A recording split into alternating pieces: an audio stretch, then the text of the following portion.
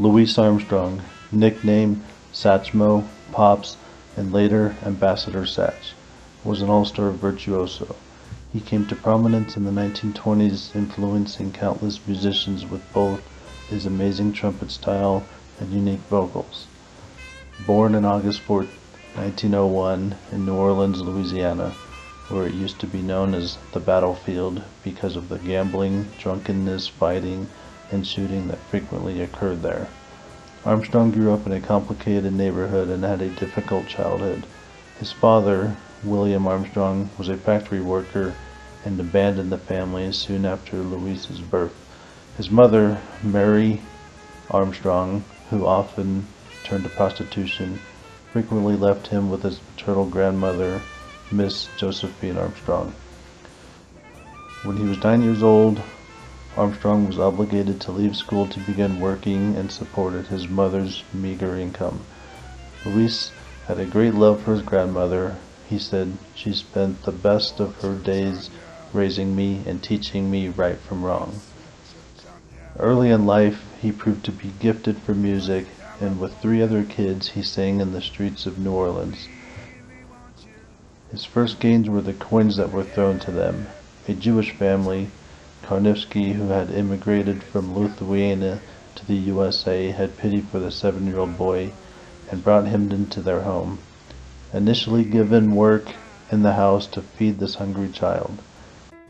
There he remained and slept in this Jewish family home, where for the first time in his life he was treated with kindness and tenderness. When he went to bed, Miss Karnifsky sang him a Russian lullaby that he would sing with her. Later he learned to sing and play several Russian and Jewish songs. Over time, this boy became the adopted son of this family. The Karnifskys gave him money to buy his first musical instrument, which was custom in the Jewish families.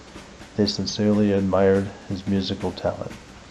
After his grandmother passed away, Louis went back to and worked and lived with his mother and stepfathers. His mother had been through several marriages, which led to Louis feeling overwhelmed. On December 31st, 1912, he stole one of his stepfather's .38 pistol. Louis, along with 3 other kids, went to downtown New Orleans and celebrated New Year's Eve. At night, they were walking down to Rampart Street, singing and doing their business. Suddenly, a guy on the opposite side of the road pulled out a little 6-shooter pistol and fired it off. Armstrong's friends were provoking him to fire his stepfather's gun into the air, and he did. He wanted to show his gun was better than the guys across the street. When Louis ran out of bullets, he reloaded his gun and continued shooting into the air. All of a sudden, a police officer appeared and arrested Louis. The judge decided to put Louis Armstrong into the Colored Waifs Home for Boys, which is a facility for troubled and orphaned children. The Waifs Home was an old building located on the country opposite a large dairy farm. Here he had met Mr. Peter Davis, who taught music and gave vocational training. Louis wanted to learn music and how to sing. However, Mr. Davis considered Louis worthless because of the area he was raised in. It was an area with a bad reputation, and Mr. Davis was not fond of the area. Armstrong did not give up and tried to show Mr. Davis he had potential.